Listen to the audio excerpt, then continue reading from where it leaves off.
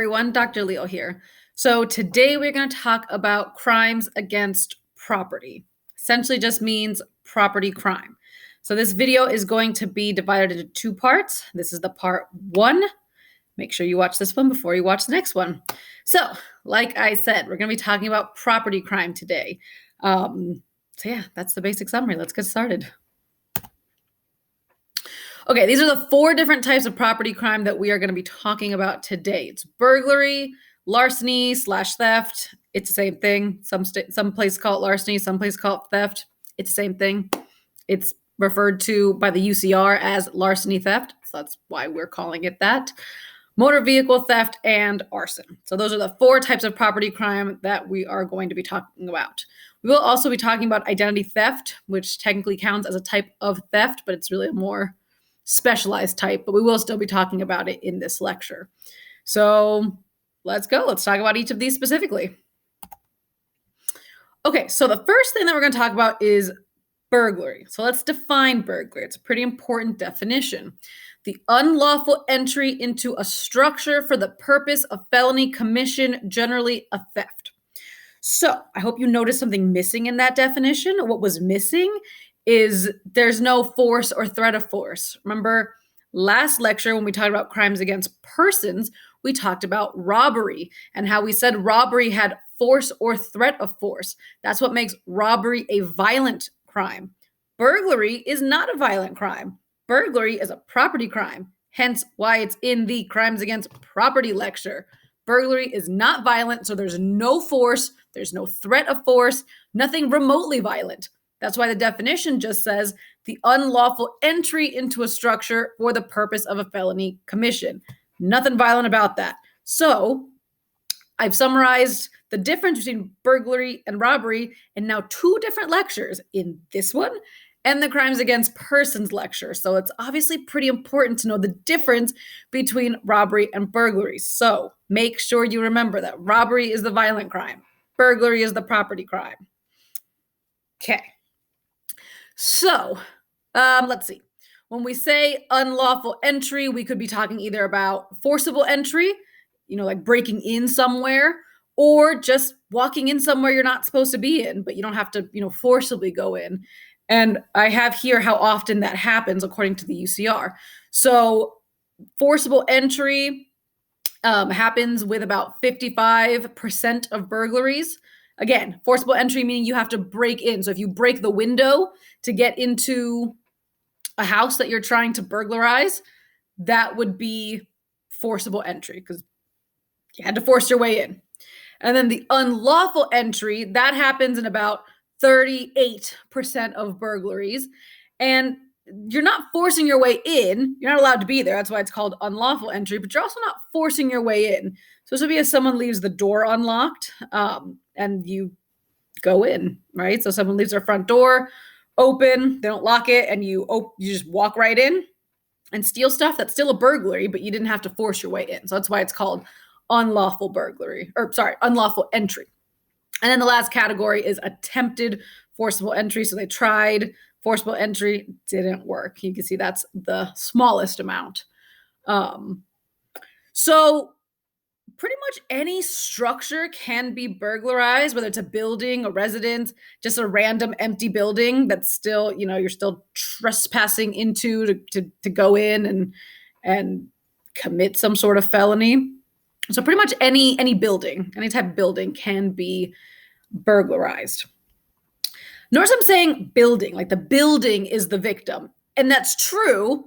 If your stuff is stolen, really you're the victim, obviously. But since it's not a violent crime, it's a property crime. So the property, in a sense, is the victim. It's important to keep in mind that since burglary has no force, has no threat of force, you can't really be home. If you're home, let's say someone wants to burglarize your house, but you're home and they come in, well, that's now a robbery because you're home. And if you're home, that implies force or threat of force. Someone walking into your house while you're there, that's more of a robbery. So when we talk about burglary, it's definitely more about the location being the victim.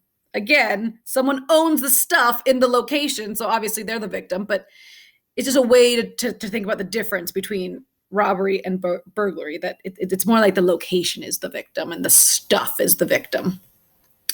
Okay, so here we have the UCR rates of how often, or the number and rates of how often burglaries happen. We have about 1,117,696 reported burglaries in 2019. So again, these are UCR numbers. So it's burglaries reported to the police, which gives us a rate of about 340 per 100,000 people. So just think about that. Think about that number. Is that more than you thought of burglaries every year? Is that less than you thought? Is that about what you thought? Have you ever even thought about how many burglaries happen every year? Probably not, honestly. And also remember, that's a UCR number. That means it's just burglaries reported to the police. What do we think that the average reporting amount is of burglaries? Do we think that they're pretty high? Do people often report burglaries? Do they not? I mean, it depends what kind of burglary. If someone breaks into your house and it's pretty clear that some of your stuff was stolen, you'll probably call the police.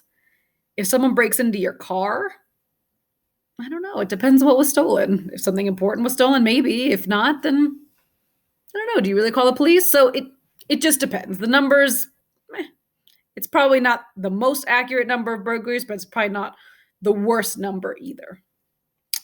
And when we look at all types of property crime, we can see that burglary accounts for about 16% of all property crime.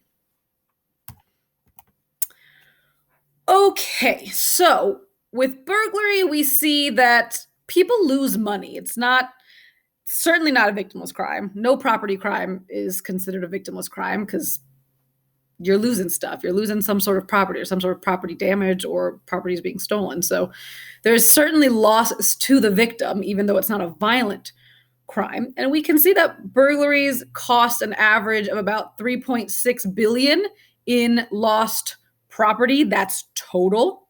The average is going to be about $2,000 per burglary that's lost. So about $2,000 worth of stuff is lost in the average burglary.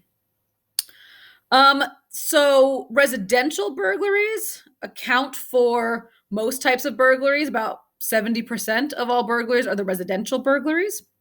Residential just meaning houses being stolen from. So I know that we fear our stuff and our houses being burglarized and robbed, which is the violent crime, at night, because I don't know, we have this fear of nighttime and the crime that happens at night. But the truth is that most burglaries happen during the day, because during the day is a time when people tend to not be home. We just talked about this.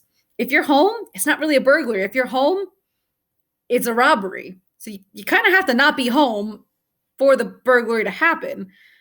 So burglaries tend to happen during the day when most people are at work, when they can expect that people are not home. And we'll talk a little bit more about this later. So let's see. We can see that rates of burglary are generally higher for African American households, regardless of their family income level. But with that being said, wealthy African American families do have much lower rates of burglary than low-income white families. So that's just some of the patterns of burglary that we see.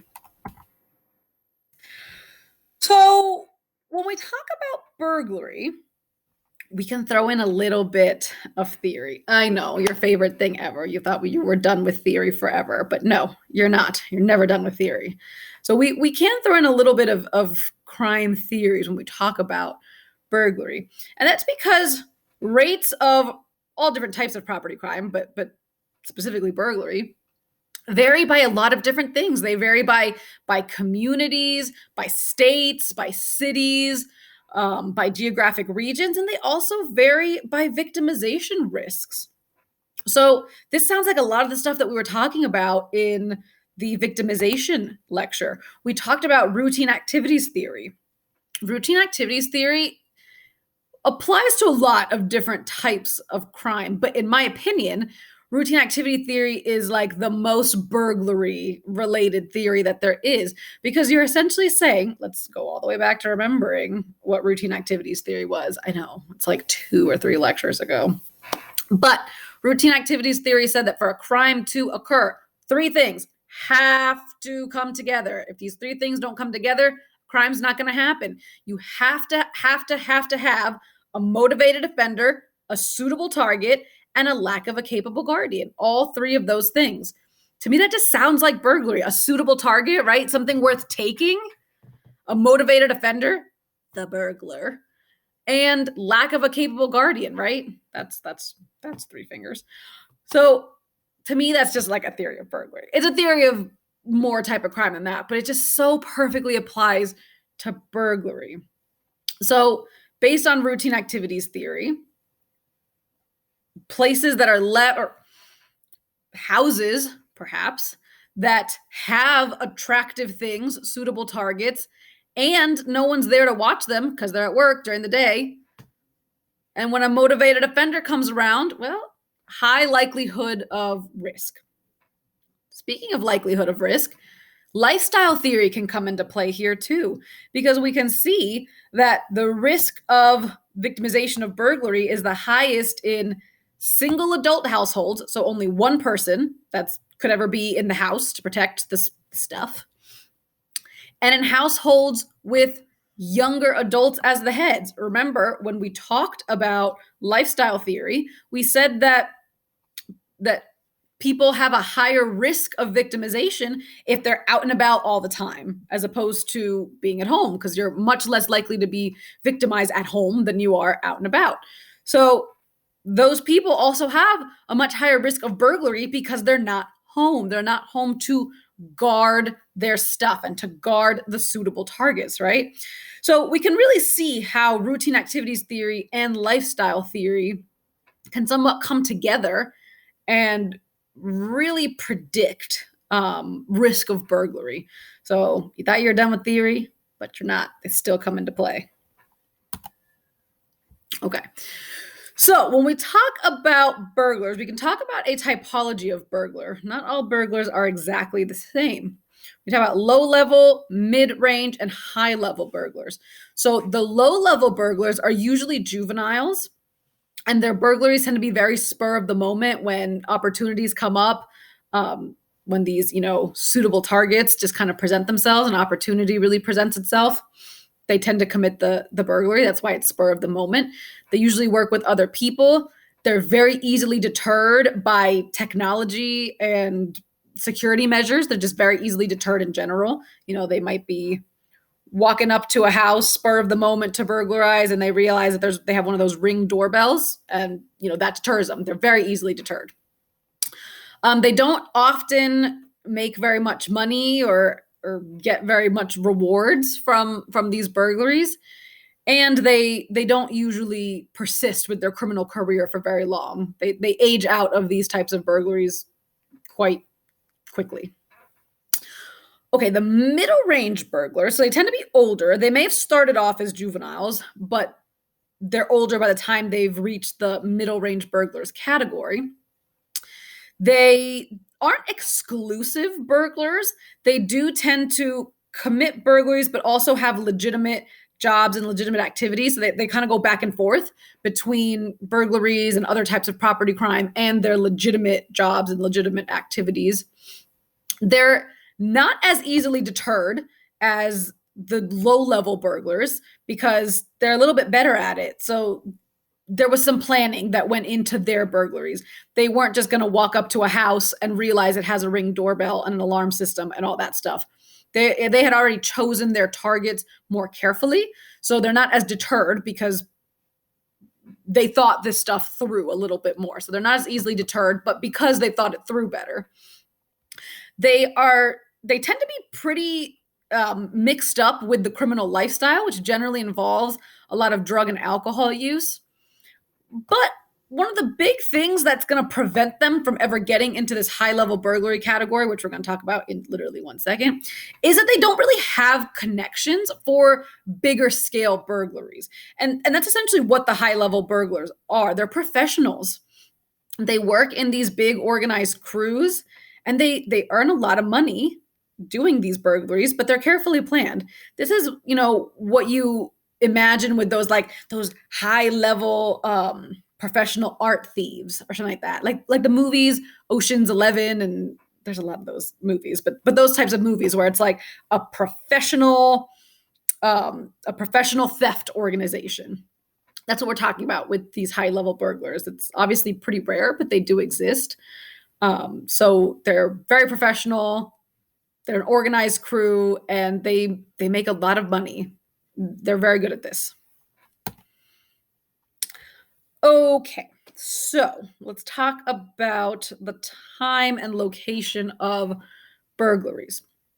So we said that residential burglaries tend to happen more during the day. That's of the burglaries that we know about, because truthfully, about a third of burglary reports don't have information about when the burglary occurred. So of the burglaries that we know about, they tend to happen during the day. And again, that's because you're not home. It's a lot easier to steal stuff when you're not home. But it's often hard to catch the people that do burglaries. It is very much known as a cold crime because there's very little physical evidence that's left behind. So, contrary to popular belief, if you report a burglary, the police are not going to come in and do all the fingerprints and all that you see on TV. That's not going to happen. If someone tried to fingerprint your house, it would be a losing battle because there's fingerprints on every single thing in your house. So they're not going to come in and fingerprint or, dust for fingerprints and that kind of stuff. There's very little physical evidence that's been left behind, and it's just going to be hard to find anything. So that's why it's generally known as a cold case. So it is easier, though, to catch people that commit burglaries at more commercial establishments, because those buildings are more likely to have more fancy security devices, alarms, cameras. So it is generally easier to catch people that are burglarizing the commercial buildings as opposed to the residential buildings. Okay, so what are the motivations of burglars? Generally, it's a pretty easy motivation: fast cash. That is the number one reason and the number one motivation that burglars burglarize residential areas, is just the need for fast cash. So they don't generally have, and when I say they, I mean the burglars, they don't generally have a conventional lifestyle. And so a lot of their everyday concerns are going to revolve around this criminal lifestyle, which often contributes to why they're committing the burglaries. They want to keep up their status in the criminal community. I know that sounds weird, but that's what we see when we interview burglars often. When burglaries of commercial establishments occur, it's seen as even more so of an instrumental crime, meaning for money, than for residential burglaries. But so then you can see, even for both residential and commercial burglaries, that the main motivation really is money, fast cash. Okay, so how do they pick their targets? So retail establishments are 4 times more likely to be burglarized than other types of non-residential establishments. So when we're talking about non-residential burglaries, retail establishments are the ones that are most likely to be burglarized. And that's because they have a lot of suitable targets, right? Retail establishments tend to have better stuff to steal. So with residential burglaries, the target is selected generally from a tip, or because you know the person and you know their routine. So it's pretty rare for a residential burglary to occur with no planning whatsoever. It happens, but just on a whim. I'm gonna burglarize that random house there, not the one 2 doors down, that one. That's pretty rare. Generally, a house gets targeted because they have some sort of knowledge of the people that live in that house. They know that those people are not going to be home from this time to this time because they work. Either they know themselves because they either know the person, or they've done work at the person's house, or they've had a conversation with the person, or they receive a tip from somebody who, might have worked in the house around the area. But generally, residential burglaries occur because there's some sort of knowledge of the people that live in that house.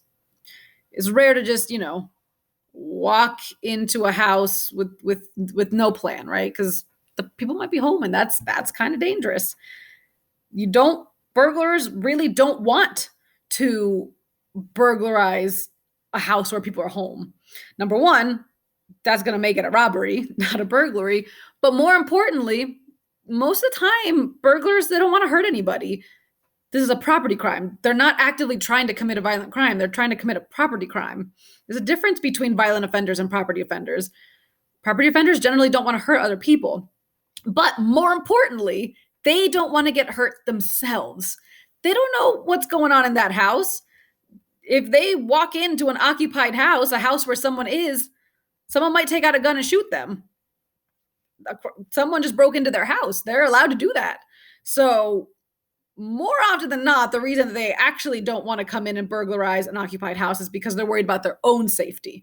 Sure, they don't really want to hurt other people, but they don't want to get hurt themselves. So they really don't want to.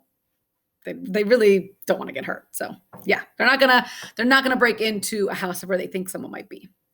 But I've been talking a lot about breaking into houses. It's important to keep in mind that about a fourth of burglaries don't involve any type of forced entry. That means it's the unlawful entry, which we talked about. But that means that people leave their door unlocked. So this is really just a crime of opportunity for a lot of burglars, that maybe they weren't like going out of their way to look for targets, but they were just, walking along, tugging on some car doors to see if they were unlocked, and they were. So, hey, easy opportunity, right? So I think this really just highlights the importance of not giving burglars and property criminals easy opportunities, right? Lock your doors, lock your front door, lock your back door, lock your car doors, lock any doors and windows that you have, and that will at least stop the burglars that, they're not necessarily looking for targets, but they're not looking for targets. They're like half looking. So just lock your doors and windows. Just lock them. Okay, so burglars do tend to be deterred by security, things like cameras and alarms and dogs. They do tend to be deterred by things like that. Those are really good ways to prevent your household from being burglarized. Dogs are really good just because they make a lot of noise. If someone knocks on your door and you have a dog, the dog tends to bark. And that's not, for you, that's good. For a burglar, that's not good. A lot of noise draws attention to you. So even though it's not that weird for dogs to be barking in a residential neighborhood, it still draws attention to you. Now there's all this noise coming from the area that you're in. And if someone's walking around, they're going to look. They're like, oh, where's that dog coming from? And then they're going to look, and they might see you. They might recognize you, and it might be easier for you to get caught later. So dogs really are a very good deterrent. And if your dog sounds really threatening, then the person might think they're going to get hurt. The dog could potentially attack them. So dogs are a great deterrent, and they're just awesome, right? And security cameras, alarms, those things do deter burglars as well. Those Ring doorbells are really great because they do work. Generally, burglars will tend to burglarize in the same area that they live, more because they're familiar with the area. And it's just, you can't really walk around. You can't get on the bus with a big TV, right? Probably you're going to have to walk somewhere with the stuff that you just stole. And if you have to walk a long way, you're probably going to get caught. So they tend to stay in the same area for that reason, and also because they know the area better. They're more likely to know targets in that area. Here we can see some of the costs of burglary. About 3/4 of all household burglaries do involve some sort of economic loss. For 20% of households, the loss exceeds $1,000. For 20%, another 20%, we see between $250 and $1,000 losses. For about 25%, we see a loss between $50 and $250. And then for a smaller percentage, we see losses under $50. So there is certainly some sort of loss that comes along with most burglaries. A pretty big chunk of a big percentage of stuff that's stolen is some sort of personal items, jewelry or clothing. Jewelry tends to have a higher resale value, which is why it gets stolen a lot. Let's see. One thing that is interesting, at least to me, is this last bullet point here that property crimes like burglary have a greater effect on the decision to move than violent crimes. I think that's really interesting. So if your house is broken into and your stuff is stolen, you're more likely to think, I need to move, I'm unsafe, than if you were the victim of a violent crime. So I just think that's really interesting. Okay, so we're done with burglary. We're going to move on to larceny theft. So again, some places call it larceny, some places call it theft. The UCR refers to it as larceny theft, so that is why we are going to refer to it as larceny theft. This is a really simple definition: the unlawful taking, carrying, leading, or riding away of property from the possession or constructive possession of another. Again, nothing violent here. This is a simple property crime, and it's as simple as just stealing something off of your desk when you're not looking. That would be larceny. If we were in a big classroom right now, I would walk up to the first student I see, steal their pen, and walk away. That is a larceny theft. Most people would not think of it as a larceny theft because pens don't have that great of a value to you, but it's still, that's how simple it can be, right? Or it could be as, it could be more complicated than that, but you don't care much about a pen. But maybe if I walked up, stole your laptop when you turned around and walked away, that would certainly mean more to you because a laptop has a much bigger value to you than your pen. So, larceny. Pretty simple crime. Anything can be stolen. Literally anything can be stolen. And it is the most frequently occurring property crime. So we can see that there's about 5.5 million larcenies with a rate of about 1,694, almost about 1,700 per 100,000. Yeah, that's going to be a really, really severe underestimate. I mean, a severe underestimate. I literally just described to you how simple larceny can be. Someone's stealing your pen. You're not going to report that. You don't care about that. You're only going to report something that has a serious value to you. So we're very much underestimating the amount of property crime because people aren't reporting things that either one, they know for sure they're not going to get back, or two, that they can just buy a new one, right? So I think for everyone it varies how much money, how much value that item has to be to them for them to report it to the police, but it's not going to be something that has very little value. It has to have some sort of value to you. Larceny is going to account for the overwhelming majority of all property crimes. About 70% of all property crimes are larceny theft. So they definitely make up the biggest category of property crime. And we can usually see an average loss of about $1,000 per offense. That's going to be, again, of reported larcenies. And that's already a biased number, remember, because we're only reporting things that have a greater value to us. So that's probably why we see that number is so high, because we're not reporting when people steal our headphones or our pens or things that we can easily just replace. But we can see a loss nationally of about $5 billion. So it all averages out to a lot. I mean, it adds up to a lot. Okay, here you can see some of the different types of larceny and sort of how often they happen, what percent of burglaries they make up. Okay. I do want to point out that these are the accurate 2019 numbers on the last slide. Those were the 2017 numbers. These are the accurate 2019 numbers. I changed these and forgot to change the ones on the last slide. So we'll go with these. So again, you can see how often they happen here. So I really want you to watch this video. This video is it's a TED Talk by this guy Apollo Robbins, and he kind of refers to himself as one of the best pickpockets in history. So this video is about pickpocketing, which is one of the types of larceny that we see here. It's obviously a very small percentage of larceny is the pickpocketing, but I just think that this video is so interesting, and the way he talks about pickpocketing and the demonstration that he gives is really impressive. So watch this video. It's really, really cool.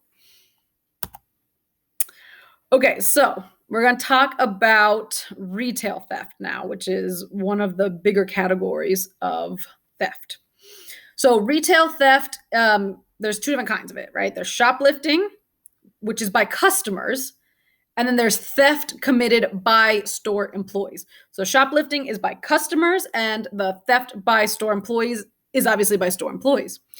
So theft by store employees can be really easy. It can be really simple. It can be, I'm just going to steal money out of the cash register, or I'm just going to walk out with some stuff. Or it can be more complex. They manipulate documents. They, work together with other people. So it can be really simple, and it can be a lot more complex. It just totally depends on the particular incident. Most employees that engage in theft by employees generally are more short-term workers. They're not the people that have been with that establishment for a really long time. They're generally more short-term workers. Okay. So who shoplifts? Is there a relationship between income and shoplifting? So generally speaking, juveniles are the ones that shoplift the most. It's just a pretty common adolescent crime, and it happens across all social classes. Though the most serious and chronic forms of shoplifting are found amongst lower income juveniles, but it is still found across all social classes, all levels of income. Shoplifting is just one of those crimes that most people have done. You can see at the bottom that self-report surveys have found that almost 2/3 of people have shoplifted at some point in their life. And generally speaking, that does tend to be more around the adolescence stage. So there is a relationship between social class / income and shoplifting, but really only for the most serious and chronic forms of shoplifting. But occasional shoplifting is pretty it's pretty ubiquitous. Most people do it. But we do see that relationship is stronger amongst adults. So juveniles commit the most shoplifting. When adults do it, that relationship is quite a bit stronger. But not everybody fits this profile. There are cases of famous and rich people shoplifting, like Caroline Giuliani, the daughter of Mayor Rudy Giuliani, our former Mayor Giuliani.